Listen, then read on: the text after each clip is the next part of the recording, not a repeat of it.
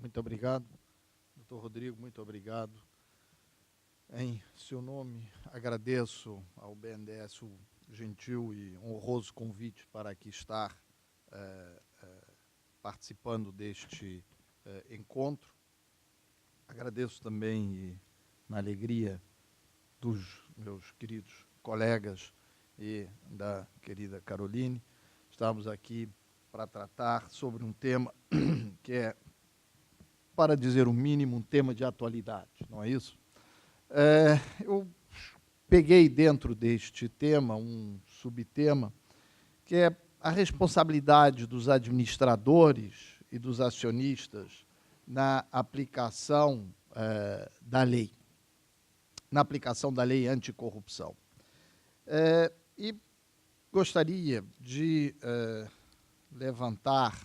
gostaria de fazer primeiro um alerta, talvez no sentido que a minha exposição é muito mais de interrogação do que de respostas. Até recentemente, os atos apontados como ilícitos de corrupção eram analisados e sancionados do ponto de vista individual, do ponto de vista do comportamento de uma pessoa, outra pessoa. Não se olhava para o problema da corrupção como um problema coletivo. A corrupção era o fato de um funcionário e o corruptor era uma outra pessoa também. A análise do problema era feita de uma perspectiva individual e não de uma perspectiva coletiva. E as sanções e os meios de promover essas sanções encontravam-se ali nas leis, e os assuntos eram abordados de uma forma mais pontual. De algum tempo para cá, parece que houve uma mudança de padrão. Parece que a corrupção deixou de ser um problema individual e passou a ser um problema coletivo. Passou a ser um problema, e ao passar a ser um problema coletivo, várias questões emergiram, e isto tudo acabou gerando uma enorme catarse coletiva e um debate politicamente intenso. Então, nós saímos de uma situação onde nós tínhamos poucos casos individualmente tratados, para, de repente, a sensação que a corrupção é um problema coletivo, e saímos de um debate jurídico para um debate político intenso. E, no meio deste caminho, nós esquecemos e abandonamos as regras jurídicas e os padrões jurídicos de análise do problema. Passou a ser um pouco aquele que berrar mais alto leva, aquele que conseguir produzir o maior escândalo leva, nos vários sentidos, ou seja, todo dia se procura qual é o ato de corrupção maior. É como se houvesse assim, um gênero de Jogos Olímpicos da corrupção. Tá? Quem vai ganhar a medalha de ouro por estar envolvido no maior problema de corrupção? Nós vemos o jornal, a mãe de todas as delações, a mãe de todas as corrupções, etc. Existe como se fosse um campeonato mundial de quem é mais corrupto, que por si só já traz alguma distorção.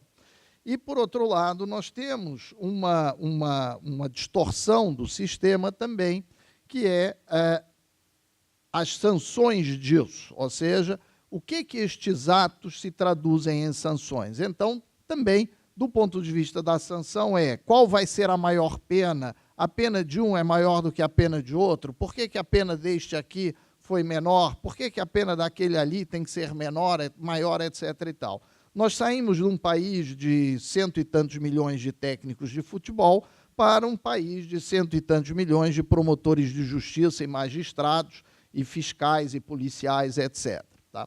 O que, do meu ponto de vista pessoal, me preocupa muito, porque eu preferiria muito mais viver num país de treinadores de futebol do que propriamente num país de juízes, policiais e magistrados, sem demérito nenhum dessas profissões que são essenciais ao funcionamento do Estado, mas a posição ou papel exacerbado que estas instituições ou que estas pessoas exercem na sociedade demonstram que existe uma clara disfunção nas coisas, ou seja, que nós perdemos a possibilidade de discutir serenamente questões que são relevantes e passamos a viver num clima de exacerbação. Ao ponto que, antigamente, todos sabiam que a grande sanção do ponto de vista penal era ter o nome publicado no jornal. Aquele que tivesse o nome publicado na primeira página de um jornal teria uma sanção pior do que ser condenado a 10 anos de cadeia. Mas como a sociedade não cessa de se aperfeiçoar, nós hoje temos outra sanção que é muito mais interessante do que a sanção do nome no jornal, porque a sanção do nome no jornal não é mais suficiente. Então, nós hoje criamos uma sanção que é a indisponibilidade de bens por via de uma ação de improbidade. Então, um desgraçado é apanhado no meio de uma situação, levado para o bojo de uma ação de improbidade, eu diria, sou mais velho, numa canetada, hoje em dia talvez numa teclada, o sujeito passa a ter os bens dele indisponíveis e eu pergunto quantos longos anos se passarão até que esta pessoa volte a ter a disponibilidade daquele carro, daquela casa ou daquela bem que muitas vezes adquirido com longos e longos anos de trabalho. Bom, então, este clima todo fez com que se perdesse o foco daquilo que efetivamente nós devemos discutir. E é óbvio que a lei anticorrupção traz discussões muito interessantes do ponto de vista societário, do ponto de vista empresarial, mais além do que do ponto de vista criminal ou do ponto de vista sancionador. Tá? Por exemplo, questões como a definição do responsável do ponto de vista societário, a sucessão empresarial e a responsabilidade por este tipo de infrações. Outra questão relevante do ponto de vista também empresarial, as sociedades que celebraram acordos de leniência, várias delas estão agora pedindo recuperação judicial. O que vai acontecer às sanções estabelecidas nestes acordos de leniência, as multas estabelecidas, qual vai ser o tratamento que estas multas vão ter dentro do âmbito da recuperação judicial. E não tenhamos ilusões que daqui a algum tempo, algumas destas sociedades de recuperação judicial vão falir. É simples, não tenho nenhuma bola de cristal, mas basta ler as estatísticas dos tribunais de justiça dos estados brasileiros para saber que um determinado número de recuperações judiciais, aliás, um elevado número de recuperações judiciais, terminam em falência. Qual vai ser o tratamento que vai ser dado a estas situações, a estes casos onde houve acordos ou aos casos onde vem a haver sanção? Tá? Mas o que eu gostaria de conversar aqui com os senhores hoje e levantar, mais uma vez, as minhas dúvidas, muito mais do que as minhas certezas, é especificamente sobre o papel do administrador e o papel do acionista neste sistema criado pela lei anticorrupção. E gostaria de fazê-lo em duas perspectivas. Numa perspectiva, primeiro, daquela sociedade que é autora do ato de corrupção e, numa segunda parte, na perspectiva da sociedade que é a vítima daquele ato de corrupção. E, a título ainda só de concluir aqui esta introdução, lembrar um livro muito interessante de um professor de Harvard, Eugene Schultz, cujo título é Why They Do It Inside the Mind of the White Collar Criminal. Após uma extensa pesquisa, este professor chegou à conclusão que a maioria dos crimes, dos chamados crimes do colarinho branco, são cometidos não porque as pessoas fazem um cálculo ou uma avaliação do custo-benefício. São cometidos, muitas vezes, porque as pessoas não pensaram cuidadosamente sobre as consequências dos seus atos até serem descobertos. E, normalmente, quando estas pessoas ultrapassam a linha do certo e do errado, fazem isso porque levaram em consideração que aquilo era o melhor para a sociedade, para aquela companhia. E aí, os senhores, é muito interessante olhar isso, porque isso leva a um elemento essencial, a uma questão essencial de todo o direito societário, que é a questão do interesse da sociedade, a definição do que é o interesse da sociedade.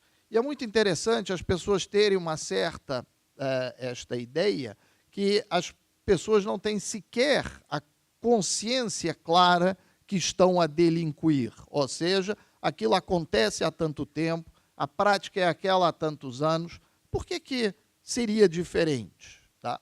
Há muitos anos, quando o direito da concorrência começou a ter um papel ativo aqui no Brasil, a maioria das sociedades empresárias e dos agentes que circulavam em torno dessas sociedades empresárias jamais tinham a noção que aqueles comportamentos pudessem ser anticoncorrenciais. Era tão mais fácil as sociedades todas se juntarem, definirem preços, definirem quantidades e fornecerem o mercado. O mercado era muito mais, no ver destas sociedades, muito atendido com muito melhor qualidade numa situação como essa. E durante anos e anos e anos, o papel do CAD era efetivamente um papel educativo. Algo que não aconteceu aqui nos termos da lei anticorrupção. Nós fomos levados, jogados, pura e simplesmente, no meio do furacão e vamos aprendendo a pedalar ao mesmo tempo que pedalamos e ainda temos que encher o pneu da bicicleta no meio do caminho e ainda temos que trocar o pneu no meio do caminho, etc.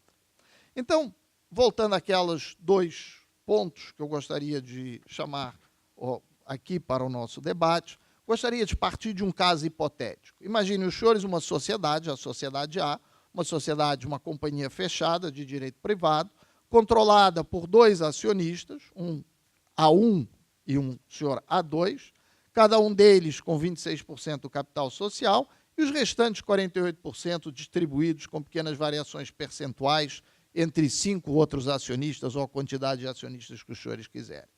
O acionista 1 é o diretor-presidente da sociedade, o acionista 2 é o presidente do conselho de administração. A sociedade tem ainda outros administradores, A4, A5, A6, como a gente quiser. Na outra ponta, a gente tem uma sociedade B, uma sociedade de economia mista, capital aberto, cujo controle está nas mãos do Estado, que é titular de ações representativas, vamos supor, de 60% do capital social. As ações correspondentes aos outros 40% são de titularidade de acionistas minoritários. O maior deles, vamos supor também, só para efeitos do nosso exemplo aqui, tem uma participação de 6%. E a sociedade B tem uma diretoria composta pelo B1, B2, e antes que os senhores digam que eu estou falando dos bananas de pijama, B3 e B4. Tá? Por atos do seu diretor-presidente e do diretor A6, que não é acionista, e com o conhecimento do presidente do conselho da sociedade A, esta sociedade A paga aos diretores B1 e B2 uma vantagem indevida no valor de 1 milhão de unidades monetárias para ser escolhida para executar uma obra, ou um contrato, ou qualquer coisa que os senhores queiram, no valor de 100 milhões de unidades monetárias. Esta obra traz à sociedade A um lucro, leia-se despesa menos receita, de 10 milhões de unidades monetárias. Aí, no curso de uma investigação, a sociedade A celebra um acordo de leniência com a MPF, na qual se obriga a devolver à sociedade B os 10 milhões de unidades monetárias, pagar uma penalidade correspondente a 1 milhão de unidades monetárias e criar um programa de compliance que tem um custo de 1 milhão de unidades monetárias ano. Tá? Bom, aí eu pergunto, a partir deste caso concreto, vamos pensar algumas questões e alguns pontos. Em primeiro lugar, como eu disse, a responsabilidade dos administradores e acionistas da sociedade que é a autora dos atos de corrupção, tá? Ou seja, o caso da sociedade A. Tá?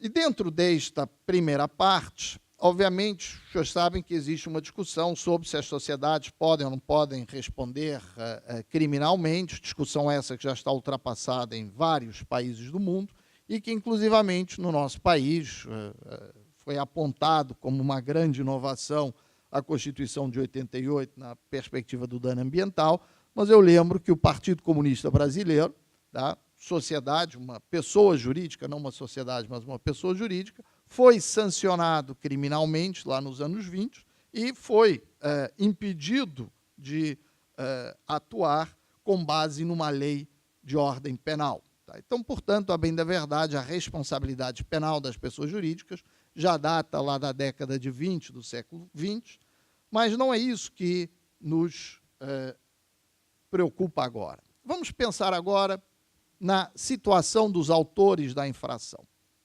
O acionista A. O acionista A, que é também o diretor-presidente da sociedade A, ele responde na qualidade de administrador ou na qualidade de acionista. Os atos que ele praticou enquanto administrador da sociedade ou enquanto acionista da sociedade. Tá?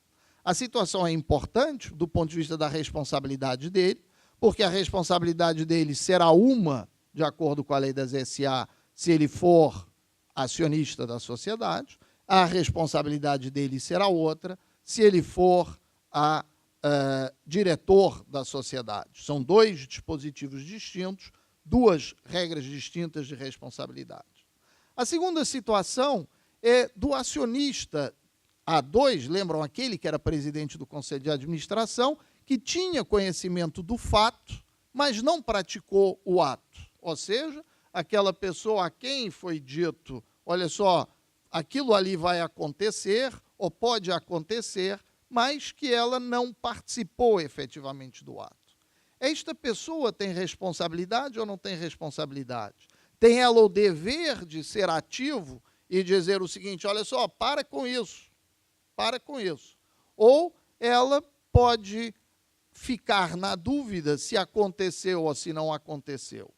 Ou seja, existe uma sentença proferida no âmbito da Lava Jato que trata exatamente dessa responsabilidade aqui e estabelece uma coisa que me parece razoavelmente grave, estabelece a responsabilidade objetiva do administrador, que é uma inversão do sistema estabelecido ou criado pela Lei 6.404, que, segundo o qual a responsabilidade do administrador da sociedade anônima é uma responsabilidade subjetiva, como é também a responsabilidade estabelecida pelo Código Civil para os administradores das demais sociedades empresárias. Enquanto que, no âmbito da Lava Jato, numa sentença proferida, se estabeleceu que, não, neste caso, a responsabilidade é objetiva. Tá? Que eu acho que é uma evolução, certa ou errada, podemos discutir, da situação da responsabilidade do administrador. Há uma outra questão interessante aqui, é imaginar aquele diretor da sociedade, que pode perfeitamente acontecer, e ao pagar a propina, embolsa uma parte. Ou seja, o que acontece? Aquele sujeito que disse que a propina era de 1 milhão e ele pagou 800 e guardou 200 mil para ele. Este sujeito, ele é obrigado a devolver à sociedade A os 200 mil que ele embolsou a mais, ou seja, a sociedade A pode chegar, bater a porta deste diretor e dizer, senhor diretor, olha só, aí nesse caso de corrupção que passou, o senhor levou de passagem 200 mil, o senhor me devolve. Tá. A resposta imediata, à primeira vista, é sim, pode. E aí eu pergunto aos senhores, isso não é a mesma coisa que dois assaltantes de sinal de trânsito, tá, onde um vai pedir ao outro uma devolução de uma parte ali, de alguma daquela atividade criminosa. Olha só, eu te emprestei a arma para você assaltar, te disse que ia alugar isso aí para você por R$50 por dia, você não me está pagando esse aluguel, então eu estou aqui cobrando de você isso. Tá? Porque não podemos esquecer que, sob a perspectiva da lei anticorrupção, a sociedade A é autora do delito. A sociedade A é autora da infração. Então, aquele que comete a infração tem ele legitimidade, não falo do ponto de vista moral, mas do ponto de vista jurídico, para dizer o seguinte: olha só, me devolve parte daquele dinheiro, que era o dinheiro que eu estava usando para pagar a propina, porque você embolsou isso. Ou seja, é possível a um coautor de uma infração pedir uma indenização ao outro coautor. Tá? A outra questão interessante, me parece, é o seguinte: quem tem legitimidade para pedir a estes administradores da sociedade A uma indenização?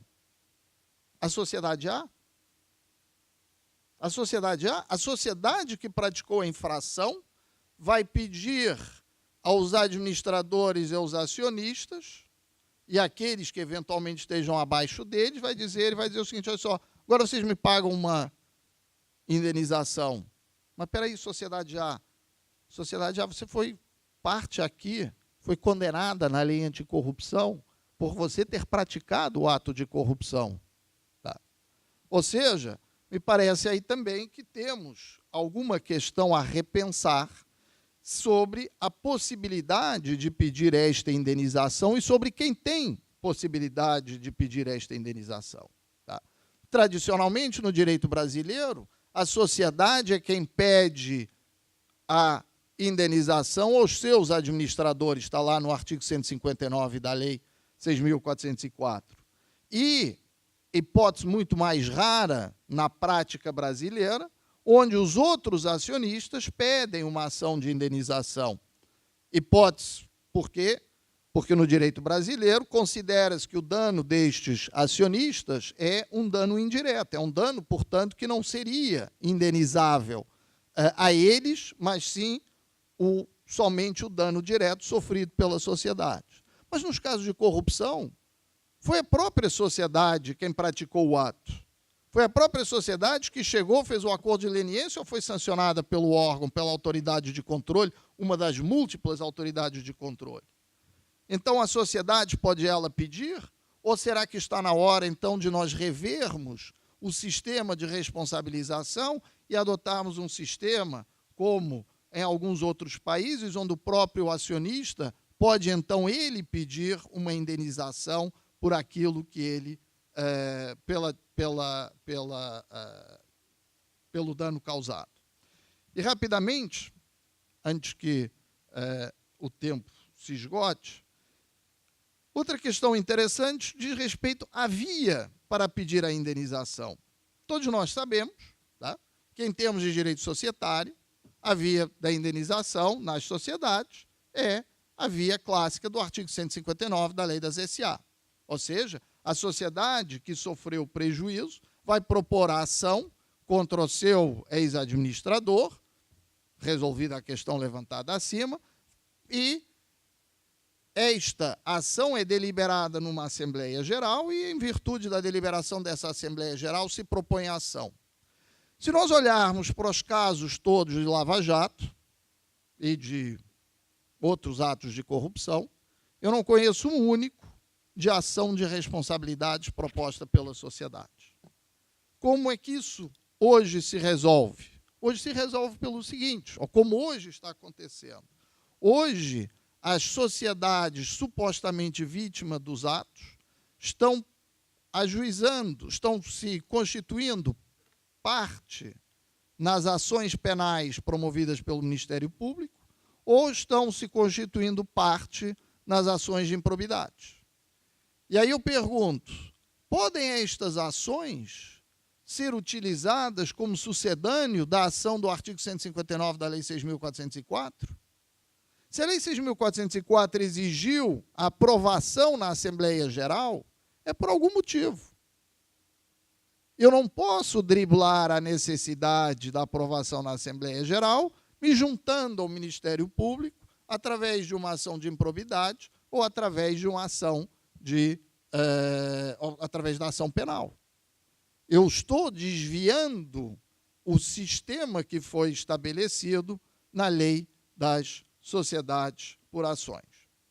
Há algumas outras questões que nós poderíamos pensar e que eu levanto só para efeitos, sem entrar no detalhe. Outro ponto é o seguinte: o montante do dano. Qual é o montante do dano?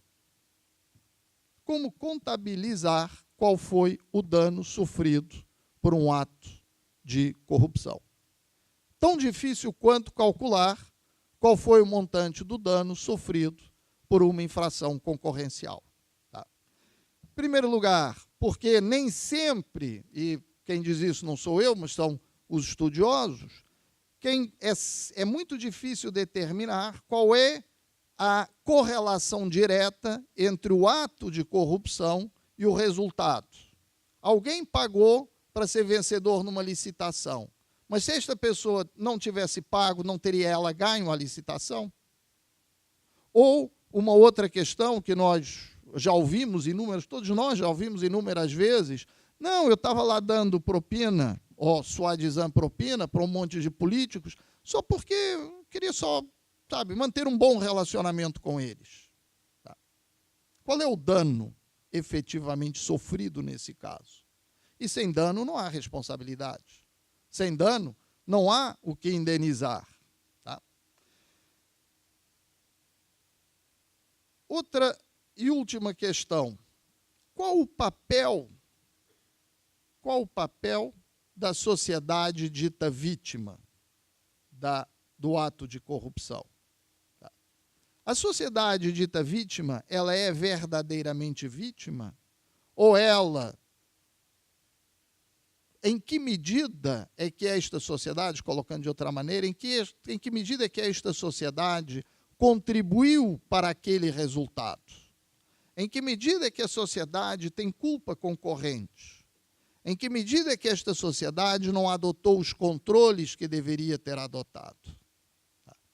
Esta é uma questão também que até hoje não foi adequadamente respondida, porque, obviamente, a partir do momento em que a sociedade estiver numa situação de culpa concorrente, não numa situação de vítima, o enfoque é completamente diferente. E voltando ao exemplo clássico e tradicional da Lava Jato, todos sabem que aqui no Brasil a Petrobras é considerada uma vítima, enquanto que nos Estados Unidos a Petrobras é considerada um dos autores dos atos de corrupção.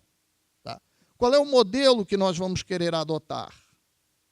Nós vamos querer adotar o modelo de vítima ou o modelo de autoridade, de autor?